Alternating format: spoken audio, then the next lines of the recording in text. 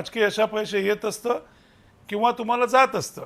आता कोणीतरी घोड्यावर दुसऱ्याच्या मदतीने बसलेला आहे म्हणजे डर्बीची रेस मी जिंकीन असं होऊ शकत नाही.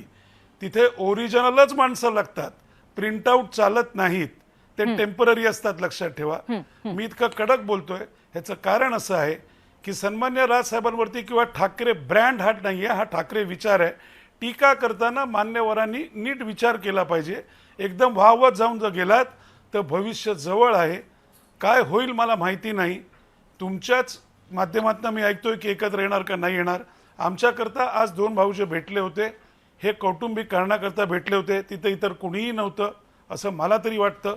तुम्हाला जास्ती सूत्रांनी माहीत असेल तर मला माहिती नाही.